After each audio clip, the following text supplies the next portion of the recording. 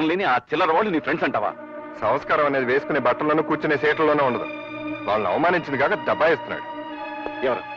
ఎవరు అవమానించారా? అలా పక్కకి భూంచేయండి అన్న, అదేమని తప్ప? బాబు మధు, భోజనాన్ని కూర్చున్న వాళ్ళని అలా లేపచ్చా? అమ్మా, వాడిని అలా నెత్తికెక్కించుకోబట్టే వాడు అలా తయారయ్యాడు. వీడిని నా తమ్ముడిని చెప్పుకోవడానికి సిగ్గేస్తుంది.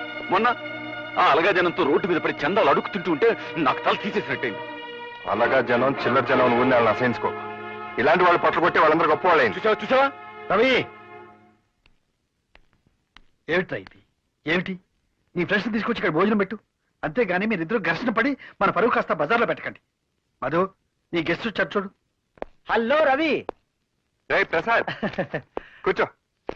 అన్నట్టు 5 ఏళ్ళు అయింటుంది కదా మనం కలిసి. అయ్యే ఉంటుంది. ఏంటి ఎలా వచ్చావు? ఏసీపీ గారితో పనుండి వచ్చాను. మా అన్న అయితే ఏంటి పని? మా లారీ యాక్సిడెంట్ అయింది, దానికి మీ అన్నయ్య క్లియరెన్స్ ఇవ్వాలి. 25,000 అడుగుతున్నారు. ఎలాగో నువ్వు ఉన్నావు కదా, ఒక మాట చెప్పు బ్రదర్. లే ఇక్కడి నుంచి. నా మీ సీరియస్ వచ్చావు నువ్వు. నేనే లంచం తీసుకోవడానికి రాలేదు, ఇవ్వడానికి వచ్చాను. అది మీ అన్నయ్య రమ్మంటేనే. ఏంటి ఎక్కువ మాడుతున్నావు? పమ్మనప్పుడు పో. ఇంకెప్పుడన్నా ఇంటికి వచ్చి లంచం విషయం మాట్లాడామంటే చంపేస్తాను. రవి, ఏంటి రవి? వాడిని ఇంటికి ఎందుకు రమ్మన్నావు? పిలవడానికి నీ పర్మిషన్ కావాలా? ఇలాంటి వెధవ పనులన్నీ ఆఫీస్లో పెట్టుకో. నీకు సంబంధం లేని విషయంలో నువ్వు అనవసరంగా జోక్యం కలుగు చేసుకోవద్దు. వెళ్ళి పని చూసుకో. నాన్న, నువ్వు మహాపురుషుడు అని, సత్యాన్ని నిలబెట్టే సత్యహరిశ్చంద్రుడు అని, ఆయన గౌరవ మర్యాదలు నువ్వే కాపాడగలవని అపోహపడుతున్నాడు. ఆయన అలాగే బ్రతుకు. ఇంట్లో ఈ నీతిమాలిన పని వెలగబెట్టి నీ నిజ స్వరూపాన్ని బయట పెట్టుకో.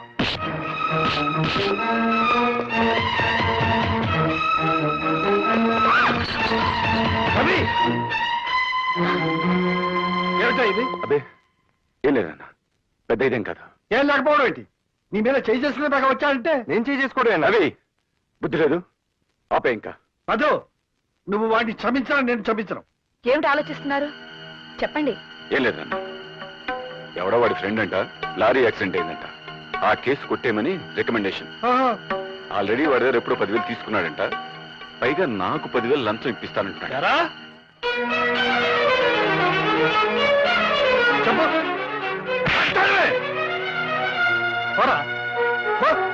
ఆ కాలనీకి జనంతో కలిసిపోతున్నావు కదా, ఆ కాలనీ జనాన్ని ఇంటికి తీసుకొచ్చి మమ్మల్ని అందరినీ అవమానం చేసి తలక నిప్పులాంటి అన్నయ్యని కూడా తోడుతావు అనుకున్నావు.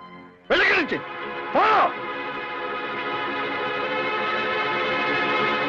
రవి, ఇంతకాలం నిన్ను వెనకేసుకొచ్చేదాన్ని. ఎంత తప్పు చేశాన్రా. ఎలాంటి తండ్రి కడుపును పుట్టి, ఎలాంటి అన్నయ్యకు తమ్ముడై ఉండి, ఇలాంటి సిగ్గుమాలిన పనికి తలపడ్డావురా. ఎందుకురా నీ బతుకు?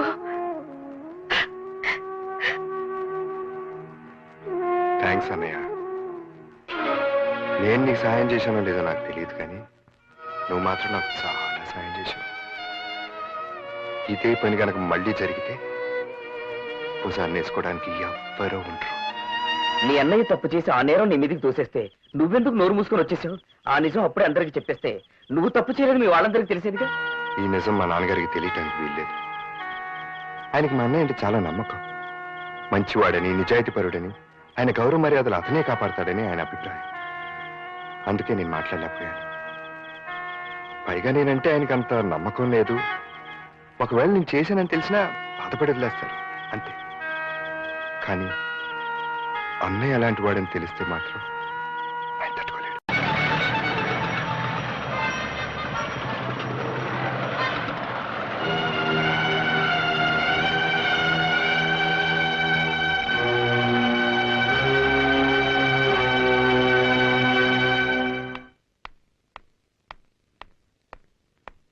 ఇంత ఆలస్యమైంది. బస్ దొరకలేదమ్మా. ఎవడేవాడు? ఎవడా కొరాడు? మాట్లాడవే. ఇటువంటి పనులు చేస్తే నేను సహించాలని తెలుసుకోరా. నువ్వు ఇంతకు తెగించావంటే ఊరుకోవయ్యా, ఊరుకో. ఇది చిన్నపిల్ల. గౌతమి, నాన్న సంగతి తెలిసిండు కూడా నువ్వు ఇలాంటి పని ఎందుకు చేశావమ్మా? క్షమించండి నాన్న. చదువు పూర్తయ్యే వరకు చెప్పకూడదు అనుకున్నానే కానీ మిమ్మల్ని మోసం చేయాలని కాదు. ఆ అబ్బాయి పేరు రఘు, ఇండస్ట్రియలిస్ట్ బుచ్చిబాబు గారు అబ్బాయి. అతను నాతో పాటే మెడిసిన్ చదువుతున్నాడు. మేమిద్దరం ప్రేమించుకున్నాం. పెళ్ళంటూ చేసుకుంటే అతన్నే చేసుకుంటాను. చూశారా మాస్టారు? చూశావా నీ కూతురు ఎంతకు తెగించిందో? తన పెళ్లి తనే నిర్ణయించుకుంది. రామ్మోహన్ రావు, ఇదేదో పెద్ద అపరాధంగా నువ్వు భావించు. కాలం మారిపోయింది. మన పిల్లలు వాళ్ళ బ్రతుకులు వాళ్లే నిర్ణయించుకునే రోజులు ఇవి. నువ్వేం బాధపడకు. మన ఇద్దరం వెళ్ళి ఆ బుచ్చిబాబు ఎవరో తెలుసుకుని ఆయనతోనే స్వయంగా ఈ విషయం మాట్లాడదాం. నువ్వా పైకి ఎలా వచ్చావు? మెట్లెక్కి జోక్ లేకు. నువ్వు రావడం ఎవరు చూడలేదా? వచ్చేటప్పుడు నేను ఎవరిని చూడలేదు. నన్నెవరైనా చూసారేమో నాకు తెలియదు. All right. వెళ్ళు సైరామ్, వెళ్ళు వెళ్ళు, చెప్తుంటేనే కదా. నేను వెళ్ళను. మళ్ళీ ఎప్పుడు ఇలా రాకు. మా నాన్న చూస్తే గొడవైపోతుంది. తొందరగా వెళ్ళు.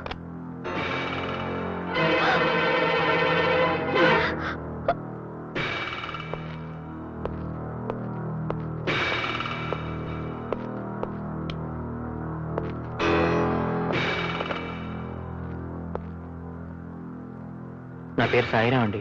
ఎస్. నేను మీ అమ్మాయి ప్రేమించుకున్నాం. నో. మీతో చెప్పి మీ ఇద్దరం పెళ్లి చేసుకోవాలనుకుంటున్నాం అండి.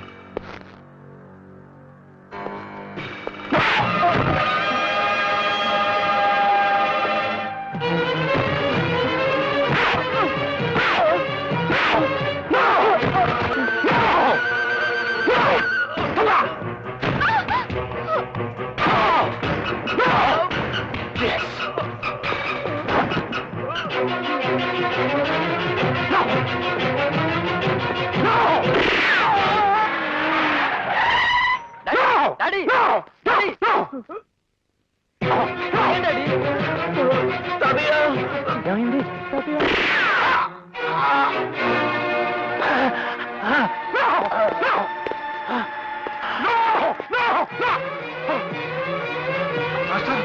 మాస్టారు, ఏమిటి ఏమిటి అన్యాయం?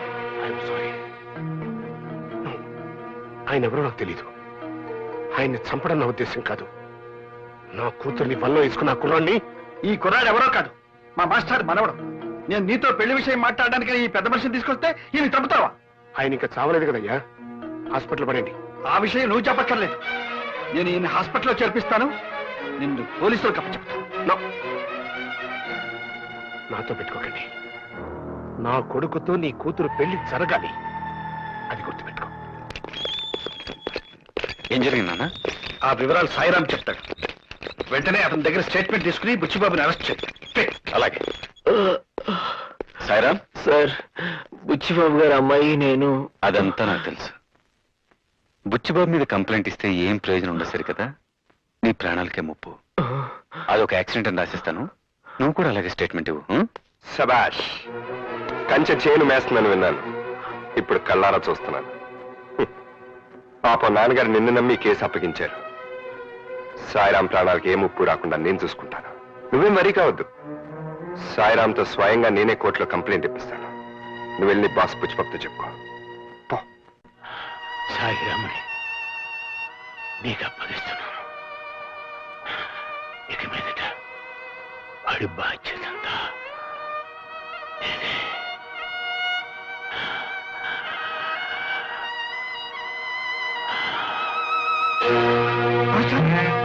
మాస్టారు, మాస్టారు. నో. కోర్టులో కంప్లైంట్ ఇస్తే మాత్రం నాకు వ్యతిరేకంగా ఎవరు సాక్ష్యం చెప్తాడు? మా నాన్నగారు ఉన్నారుగా. ఆయన లేపేద్దాం. బుచ్చిబాబు గారు. సారీ. రైట్. ఆయన నోరు తెరవకుండా ఉండే పద్ధతి ఏదైనా ఇంకోటి ఉంటే ఆలోచించు. మా అమ్మగారు నోరు తెరిపించినాయి.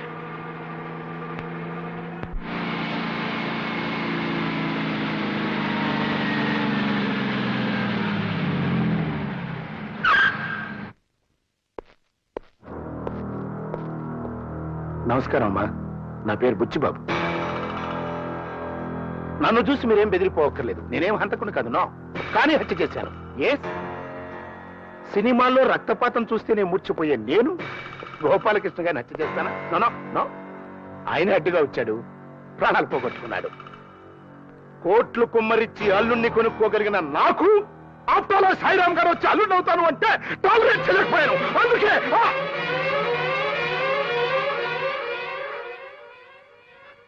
సారీ, నాకు కొంచెం ఎమోషన్ ఎక్కువ. All right. జరిగింది ఏదో జరిగిపోయింది. మనుషులు ముఖ్యం కానీ డబ్బు ముఖ్యం కాదమ్మా. పిల్లలకు నచ్చిన వాళ్ళతో పెళ్లిళ్ళు చేస్తే వాళ్ళు హాయిగా కాపురం చేసుకుంటారు. చేసేద్దాం అనుకున్నాను. బట్ కథ అడ్డం జరిగింది. ఎస్. సాయిరాం నా మీద పోలీస్ కంప్లైంట్ ఇచ్చాడు. నేను హత్య చేశానని, ఆ హత్యకు సాక్ష్యం బావగారేనని. అంటే మీ ఆయన గారు. ఎస్. ఎవరు? కోడలు పిల్ల. రామ్మా రా. మహాలక్ష్మిలా ఉంది. ఎస్. చూడమ్మా, మీ అమ్మాయి మా ఇంటి కోడలయ్యే బాధ్యత నీ మీద ఉంది. అంతేకాదు, నువ్వు తలుచుకుంటే సాయిరాంతో నా కూతురు పెళ్లి కూడా జరుగుతుంది. అలా జరగలేదనుకో, నా కొడుకుతో పెళ్లి జరగలేదని నీ కూతురు ఆత్మహత్య చేసుకుంటుంది. బట్ ఆ చావుకి నాకు ఎటువంటి సంబంధం లేదు.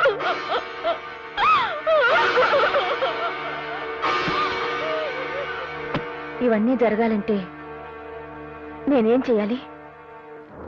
జస్టిస్ రామ్మోహన్ రావు గారితో అబద్ధం చెప్పించాలి. ఎస్. నేను హత్య చేయడం చూడలేదు అని మీ ఆయన ఒక్క అబద్ధం చెప్తే చాలు, 2 జంటలు ఏకమవుతాయి. ప్లీజ్ నన్ను హంతకుని చేయకండి, బియ్యం కొన్ని చేసుకోండి. ఓకే?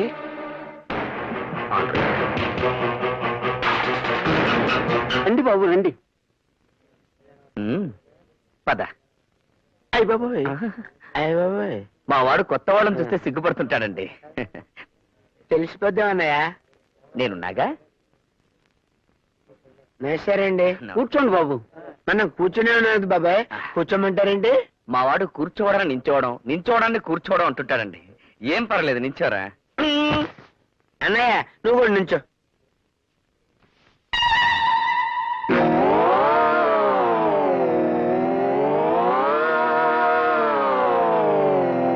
అయ్య బాబాయ్, అలా కూర్చుండిపోయింటన్నయ్య, నిలబడు, పర్వాలేదు, నించో. ఇదేమి రివర్స్ అండి బాబు? అన్నయ్య అంటారేమిటండి? మావాడు మావయ్యని అన్నయ్య, అన్నయ్యని మావయ్య అంటుంటాడండి. మందు కసకందిశ్రమని అన్నయ్య. నాన్నగారు, పెళ్లి కూతురు మంచి కసక్లా ఉందండి. ఊరిని కసక్కు పూల, ఆమె పెళ్లి కూతురు తల్లిరా. అయితే నా కసక్ని వెంటనే ఇక్కడ తీసుకురండి. కసక్ ఏమిటండి? కసక్ అంటే పెళ్లి కూతురండి. వాడు జోకేస్తుంటాడు. తీసుకురండి పెళ్లి కూతుర్ని. అమ్మాయిని తీసుకురావే. పెద్ద కసక్లా ఉందండి మేనల్డ్.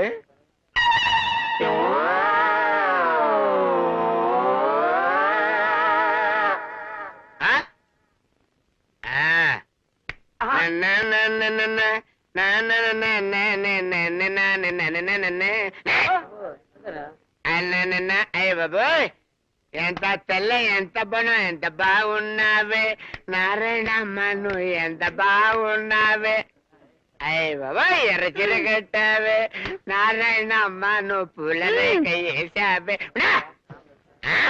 అయ్య బాబోయ్, మల్లెపూలు పెట్టావే నారాయణమ్మ, నువ్వు మల్లెపూలు పెట్టావు. మల్లెపూలు పెట్టావు తప్పనే, మల్లెపూలు పెట్టావు నారాయణమ్మ. నిన్ను పెళ్ళైతే భూషణం భూషణం, పెళ్ళైతే భూషణం భూషణం.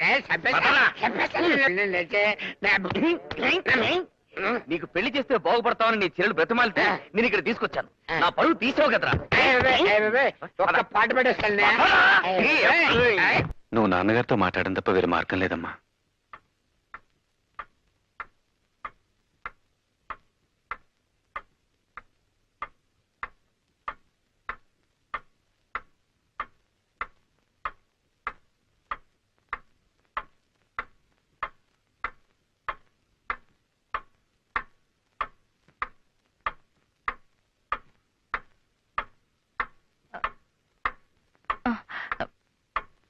ఏమండి,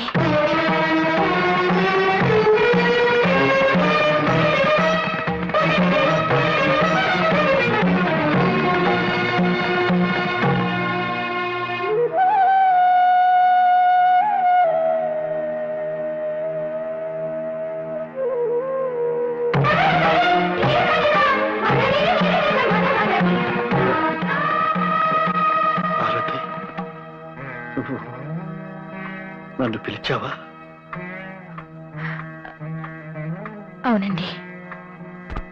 చిన్నప్పటి నుంచి నేను దైవంగా చూసుకుంటున్న మా మాస్టారు పోయారని ఈ తీయటి మాటలతో నన్ను ఓదార్చడానికి ఎన్నాళ్ల తర్వాత నోరు తెరిచావా పార్వతి?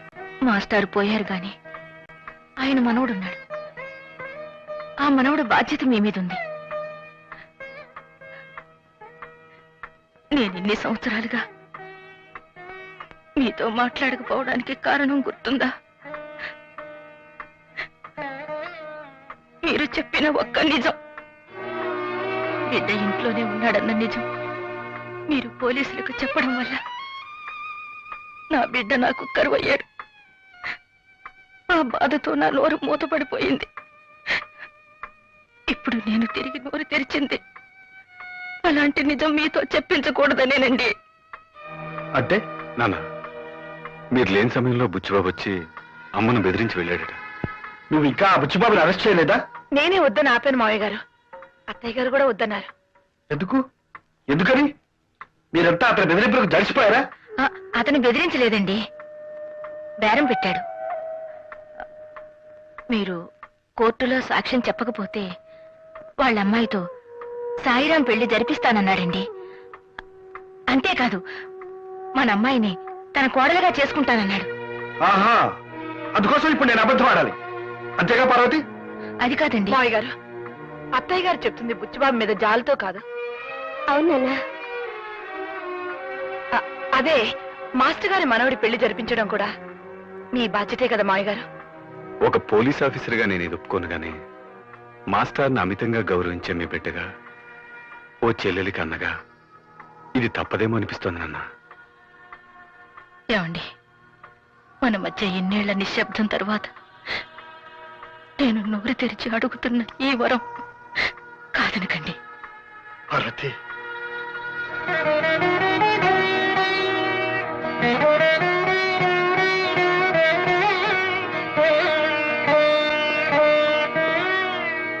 దేవుని మీద ప్రమాణం చేసి అంతా నిజమే చెబుతాను, అబద్ధం చెప్పను. చూడండి రామ్మోహన్ రావు గారు, బుచ్చిబాబు గారింట్లో రిటైర్డ్ ప్రిన్సిపల్ గోపాలకృష్ణయ్య గారి మనవడు సాయిరాం తన మీద జరిగిన హత్యా ప్రయత్నంలో తన తాతగారు గాయపడి ఆ తర్వాత మరణించారని, ఆ సంఘటన చూసిన ప్రత్యక్ష సాక్షి మీరేనని తన రిపోర్ట్లో పేర్కొన్నాడు. అది మీరు చూశానంటారా, చూడలేదంటారా? అనను. ఆ రోజు మీరు అక్కడ ఉన్నానంటారా? అనను. లేనంటారా? నేనేమీ అనదలుచుకోలేదు. అదేలాగండి, విట్నెస్ బాక్స్ లో మౌనంగా నుంచుని కోర్టు వారికి సాక్ష్యం చెప్పకపోవడం ఐపీసీ 202 సెక్షన్ ప్రకారం నేరమని నాకు తెలుసు. మీలాంటి కుర్ర లాయర్లని వేల సంఖ్యలో చూసి రిటైర్ అయిన జడ్జి. కానీ మీరు చెప్పిన సెక్షన్ ప్రకారం నన్ను నేరస్తుడిగా నిరూపించాలంటే నేరం గురించి నాకు తెలిసి కూడా నేను సాక్ష్యం చెప్పడం లేదని మీరు నిరూపించాల్సి ఉంటుంది. అసలు ఆ హత్య జరిగిందంటారా? సాయిరామని నీకు అప్పగిస్తున్నాను. ఇక మీదట వాడి బాధ్యతంతా నేనే. నన్నేమీ అడగద్దు please. That's all your honour. నేను న్యాయశాఖ మంత్రిని కాకముందు నుంచి జస్టిస్ రామ్మోహన్ రావు గారిని ఎరుగుదు. సత్యమేవ జయతే అన్న మహాత్ముని సందేశాన్ని తన జీవిత విధానంగా మార్చుకున్నారనే విషయం మనందరికీ తెలుసు. కర్ణుడికి కౌచుకుండలాగే శ్రీ రామ్మోహన్ రావు గారికి నీతి, నిజాయితీ, న్యాయం, ధర్మం పుట్టుకతో వచ్చిన ఆభరణాలు అంటే అతిశయోక్తి కాదు. ఎవరు మీరు?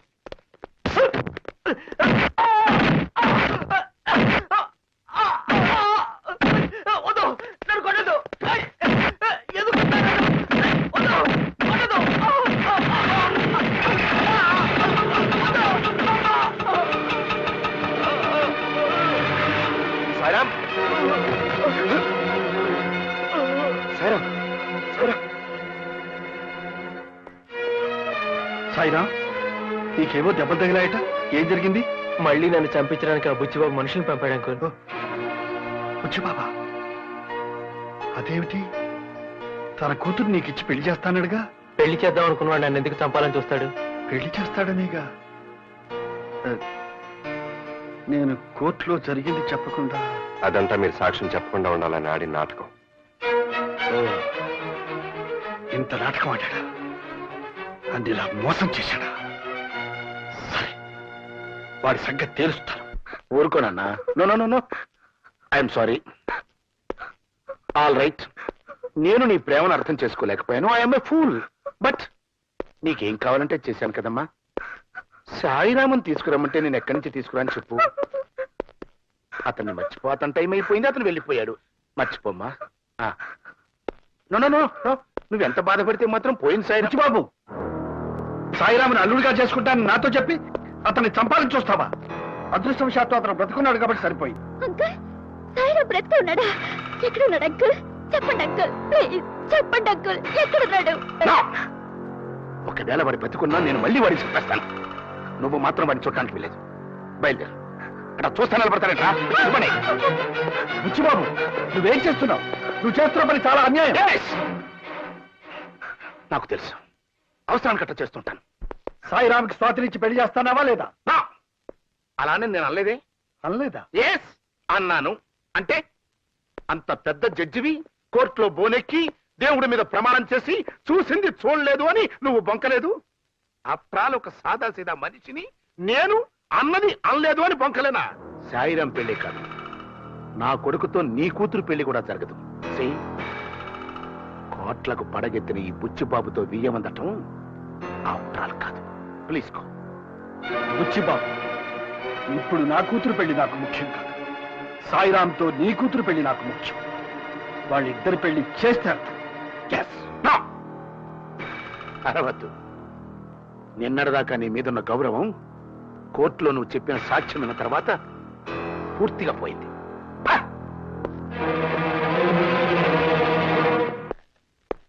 నమస్కారం సార్, కూర్చోండి. అయ్యగారి కోసం అండి? కాదు సార్, గోపాలకృష్ణ గారికి శ్రీ ఓపెన. ఎస్. మీరు మరేమీ అనుకోకపోతే ఒక మాట చెప్తాను. ఈ కేసు రీఓపెన్ చేయించడం గురించి మర్చిపోండి సార్. ఎందుకంటే ఏసీపీ గారే గోపాలకృష్ణయ్య గారిదే యాక్సిడెంటల్ డెత్ అని ఈ కేసు క్లోజ్ చేశారు. పోస్ట్ మార్టం రిపోర్ట్ లో కూడా అలాగే మేనేజ్ చేశాం.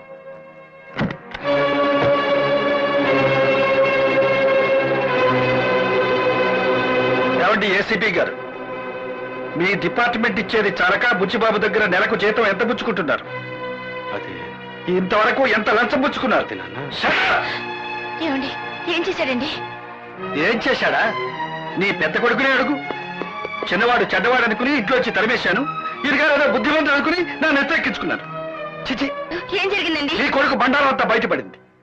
వీడు నేరస్తులకి కూలీకోట్లకి గొడుగు పెట్టి లంచాలు పుచ్చుకుంటున్నాడు. మనల్ని దగ్గర చేసి మంచివాడిగా నటిస్తున్నాడు. ఇన్నేళ్లు నేను పెంచుకున్న నమ్మకాన్ని వమ్ము చేశాడు. మనల్ని మోసం చేశాడు. పర్వతి, ఏంటమ్మా నేను చేసిన తప్పు? ఆయన కొడుగ్గా పుట్టడమా? నేను నా పిల్లల పిల్లలు సంతోషంగా ఉండాలనుకోవడమా? నీతి నిజేత అని చెప్పి ఆయన ఏం సంపాదించాడు? ఈ ఇల్లు కూడా వాళ్ళ నాన్నగారు సంపాదించింది, మీ ఆయన సంపాదించింది కాదు. ఇవాళ నేను ఏసీపీగా ఉన్నానంటే కారణం అది మీ ఆయన చెప్పించే చదువు కాదు. లంచాలు ఇచ్చి నేను కొనుక్కున్నాను. ఆ లంచాలు ఇవ్వడం నేను లంచాలు పుచ్చుకున్నాను. తప్ప? తప్పు కాదురా, చాలా గొప్ప పని చేశావు. తప్పో గొప్ప అమ్మా, ఆ రోజు నీ ఆపరేషన్ ₹1,00,000 అవసరం అయితే ఎవరు తీసుకొచ్చారు? నేను తీసుకొచ్చాను. అది ఎప్పటి చెప్పావుగా? మీరు ఒప్పుకోని ఆ రోజు అలా చెప్పాను. ఈ రోజు నిజం చెప్తున్నాను. ఆ డబ్బు అలా సంపాదించిందే. మీ మాట వింటే రిటైర్ అయ్యే నాటికి ఎస్ఐగానే ఉండేవాడిని. చిచి చిచి, వీడి మాటలు వినడానికే నాకు అసహ్యంగా ఉంది. పార్వతి, వీడికా ఇక్కడే ఉంటే నేనేం చేస్తానో ఏం మాట్లాడతానో నాకే తెలియదు. పొమ్మను, వాడిని ఇంట్లో నుంచి బయటికి పొమ్మను.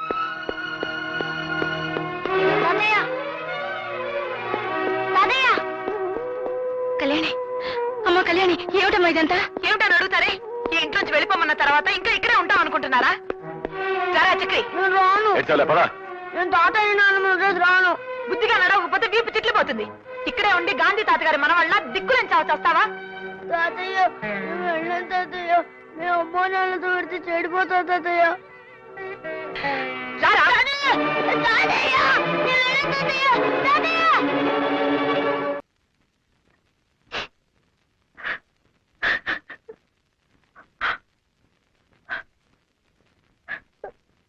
పార్వతి, ఊరుకో.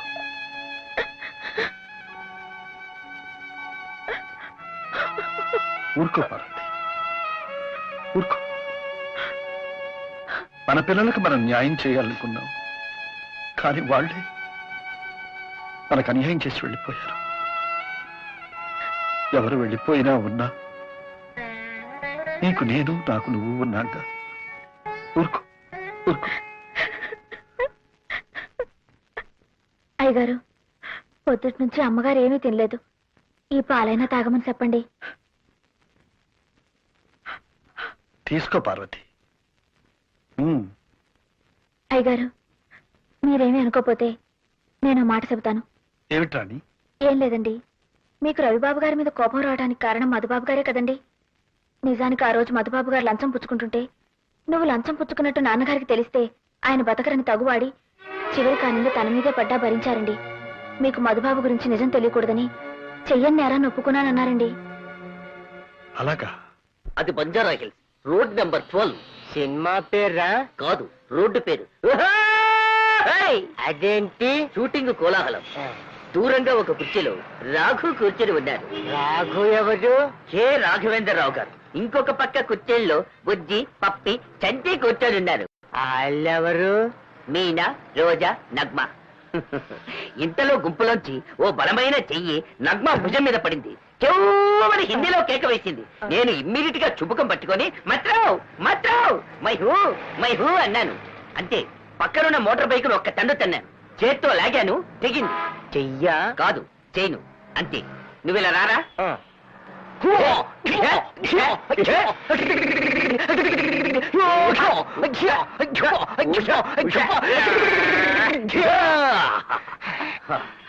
అప్పుడు వాడు పక్కనే ఉన్న గోడౌన్లోకి పరిగెత్తాడు. నేను వెనకే లోపలికి వెళ్ళి తలుపుని, గెడని, తాళాన్ని లోపల సిత్త కొట్టి అందరూ చూస్తుండగా బయటికొచ్చి కొలాయి కింద తలకాయ పెట్టుంటావు. కరెక్ట్ గా చెప్పావు బాబు. శివా టైపులో ఎఫెక్ట్ ఇచ్చి దివా టైపులో ఫినిషింగా. చిన్న పిల్లలకి చెప్తే భలే నమ్మకమే.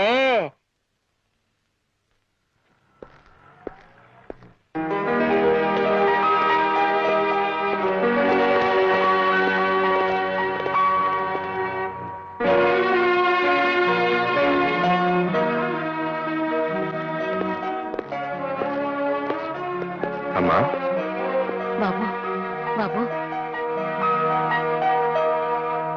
వస్తుందిరా.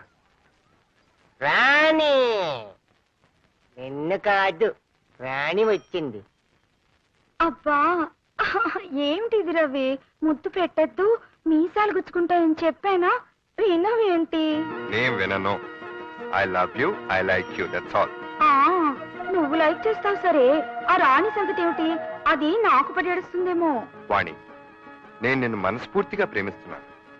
నీ కళ్ళలో నా కళ్ళు, నీ హృదయంలో నా హృదయం, నా ఒళ్ళో నీ తల, నీ తల్లో నీ పెట్టే పువ్వు. మరి చెవిలో?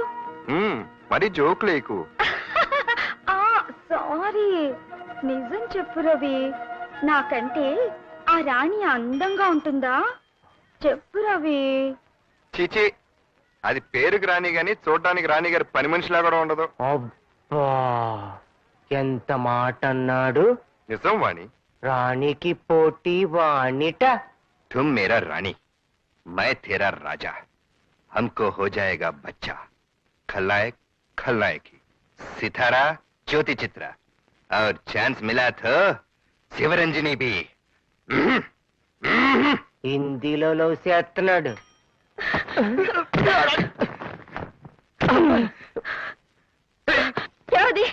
ఏ రాణి, వాణి అని తెలిసిన అమ్మాయి. తెలిసినమ్మాయా? బుద్ధి లేదు. ఎందుకు? ఎందుకేంటి? నన్ను ప్రేమించాలని చెప్పి నాతో కురుకుతావా? అదే చీచి, అదేం లేదు, ఊరినే టైం పాస్ అని. టైం పాస్ అంటే టైం పాస్. అబద్ధాలు అడుగు. నేనంటే నీకు ఇట్టం లేకపోతే నాతోనే చెప్పొచ్చుగా. దాంతో నా గురించి చెప్పడం ఎందుకు? రాణి, రవిని నీ కోసం త్యాగం చేస్తాను. బాధపడకే. బాధపడద్దా నిన్ను? ఏ రాణి,